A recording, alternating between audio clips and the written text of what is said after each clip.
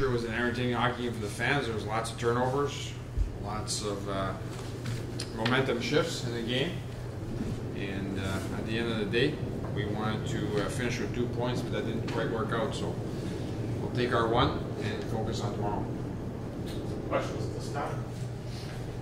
Obviously, a lot of penalties in this one, and that's kind of, I'm getting the feeling going to a few exhibitions and that kind of thing, but that's going to be the standard at least for a little while. How do you, I guess, prepare your team for games called that tightly?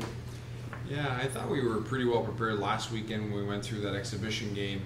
Today was a whole new level of penalties. At the same time, you know, before I comment on the penalties, I'd have to watch them on film again because most of them were in the far end, and I just didn't have a great sight line. So when I see them again, I'll have a better idea what really happened. The game was back and forth. The second period started off with a goal against and ended with a goal against, but for the most part, that period seemed to be yours. What adjustments were made in the second period to really kind of take over the play?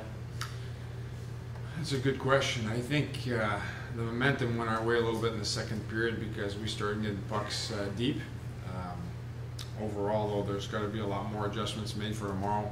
It's the first game of the year, so Discombobulated doesn't start with talking about all the nuances of a first game. I thought we didn't manage the puck very well, and we'll have to concentrate on that tomorrow.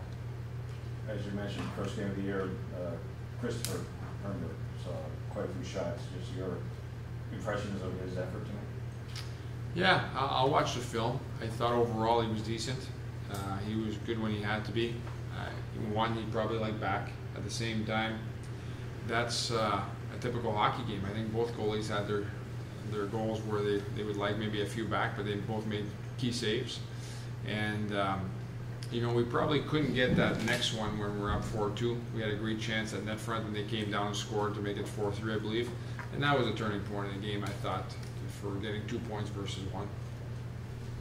And you talk about turning points. Obviously, when you're giving up that many power plays in the second and third periods, that, you know, you gave up the 3-goal lead there, and I guess, you know, is that something that kind of you have to settle down the guys when you're giving up that many power plays, or?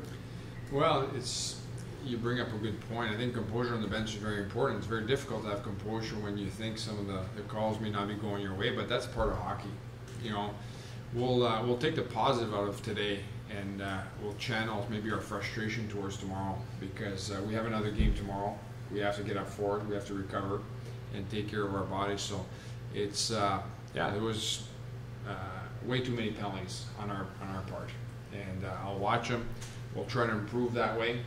But I think, from what I've learned, the officiating is going to be a little tighter this year, and you got to live with it. What do you think the team really excelled with tonight? I liked our effort.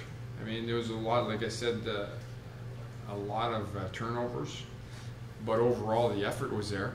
You know, killing that many power plays. Yeah, we did give up 3 power play goals, but there was 11 or 12 chances. That's a lot of kill time for the 6 to 8 guys that I use up front, and obviously on the back end they use all 6 defensemen, so it's good that way. But no, there was some positive. I'll have a better understanding of the game and how it unfolded on tape. You never like to give up big leads, but it was one of those games when you're killing that many penalties. It kind of slipped away on us, and that's our fault.